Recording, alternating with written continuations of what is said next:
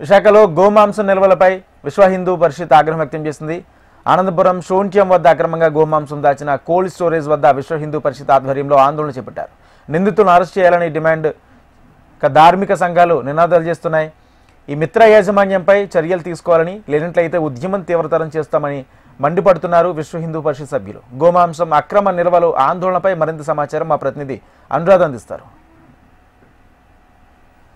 గోవుల అక్రమ రవాణా చేస్తూ అలాగే గోమాంసాన్ని అక్రమంగా నిల్వలు చేస్తున్న విశాఖపట్నంలో ప్రస్తుతం నేను ఎక్కడైతే శ్రీమిత్ర మెరైన్ ఏజెన్సీస్ పేరుతో ఒక గోడౌన్ ఇక్కడ నిర్వహిస్తూ ఇక్కడ వందలాది కిలోల గోమాంసాన్ని అక్రమంగా నిల్వ చేస్తూ ఉన్న విషయం అయితే వెలుగులోకి వచ్చింది. దీనికి సంబంధించి పెద్ద ఎత్తున ధార్మిక సంఘాలు అలాగే విశ్వ హిందూ పరిషత్ నుంచి కూడా పెద్ద ఎత్తున విమర్శలు అయితే మాత్రం ఎదురవుతున్నాయి. ఎందుకనంటే భారతీయ సంస్కృతి ప్రకారం గోవుని మరి లక్ష్మీ స్వరూపంగా భావిస్తారు, దేవతా మూర్తిగా పూజిస్తారు. అలాంటి గోవు అక్రమ రవాణాని చేయడంతో పాటు గో మాంసాన్ని అక్రమ నిల్వలు చేయడం అనేది ఇక్కడ చాలా పెద్ద ఎత్తున మేమందరం కూడా దాన్ని తీవ్రంగా ఖండిస్తున్నాము. ఇలాంటి పరిణామాలు భవిష్యత్తులో ఎదురైతే మాత్రం ఖచ్చితంగా దాని మీద విశ్వ హిందూ పరిషత్ చర్యలు అయితే మాత్రం తీసుకుంటుంది అని చెప్పేసి వాళ్ళంతా కూడా పెద్ద ఎత్తున ఈ రోజు ఇక్కడికి ఈ కోల్డ్ స్టోరేజ్ దగ్గరకు చేరుకుని వాళ్ళ నిరసనలు అయితే మాత్రం వ్యక్తం చేస్తూ ఉన్నారు. అయితే ఇందులో ఏ వ్యక్తులు ఉన్నా కూడా, ఏ పొలిటికల్ పార్టీస్ కి చెందిన వ్యక్తులు ఉన్నా కూడా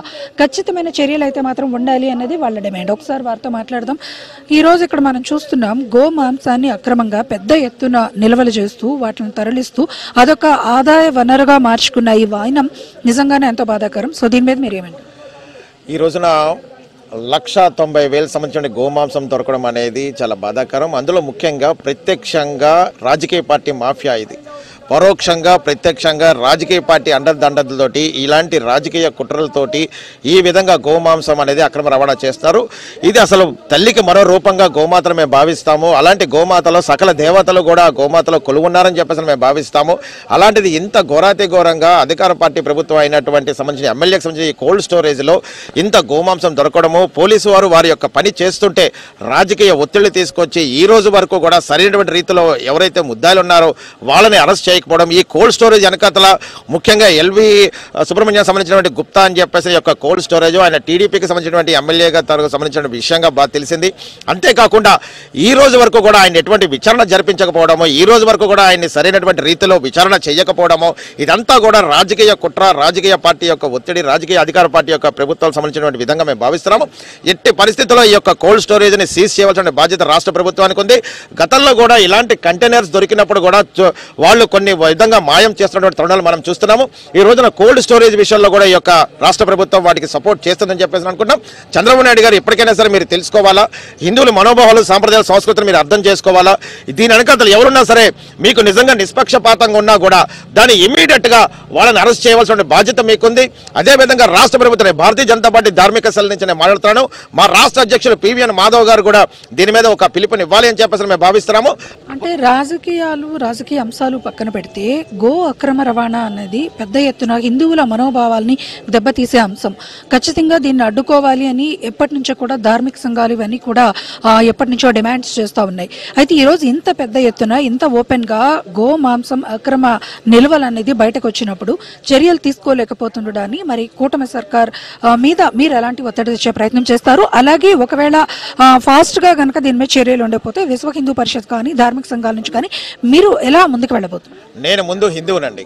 రాజకీయ పార్టీలు ఏమైనా సరే నేను ఒకటే చేసిన భారతీయ జనతా పార్టీ ధార్మిక సెల్ నుంచి నేను చెప్తున్నాను, ఇది 100% రాజకీయ ఒత్తిళ్లతోటి, రాజకీయ పార్టీ తాలూకా ప్రోద్బలంతో జరుగుతుంది.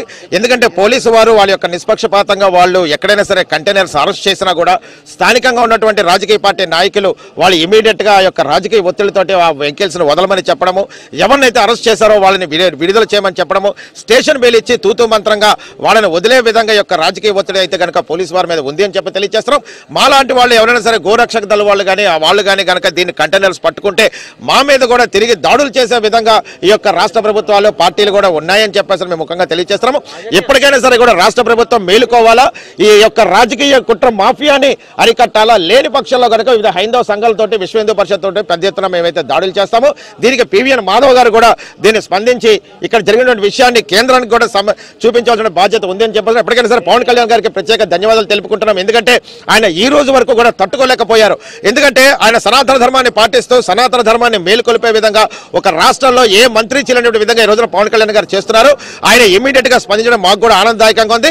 దీనిలో కనుక నిష్పక్షపాతంగా రాజకీయ పార్టీ టీడీపీ పార్టీ అయితే ఏదైతే ఉందో దాన్ని నిష్పక్ష ధోరణిలో యొక్క విచారణ జరిపించాలని చెప్పేసి మేము ముఖ్యంగా తెలియజేస్తున్నాం. ఇది ఇక్కడ మొత్తానికి చూసుకుంటే కనుక ధార్మిక సంఘాల నుంచి ఒకటే మాట వినిపిస్తున్నారు. రాజకీయ పార్టీలు రాజకీయ పరిణామాలు పక్కన పెడితే గనక గోమాతకు సంబంధించిన అంశం కాబట్టి ఇది ఖచ్చితంగా ప్రతి హిందువు దీని మీద స్పందిస్తారు. అలాగే ప్రతి భారతీయుడు కూడా స్పందిస్తాడు. ఈ విషయం మీద ఖచ్చితమైన చర్యలు ఉండకపోతే మాత్రం మేము వెంటనే దీని మీద ఒక ఆందోళన కూడా సిద్ధమవుతున్నాము. ఖచ్చితంగా దీని మీద ఇమ్మీడియట్ గా చర్యలు తీసుకొని కోల్డ్ స్టోరేజ్ని క్లోజ్ చేయించాలని మేమంతా కూడా డిమాండ్ చేస్తున్నామని తెలియజేస్తున్నారు. ఇది latest update. Video journalist Dhanush తో అనురాధ, HM TV, విశాఖ.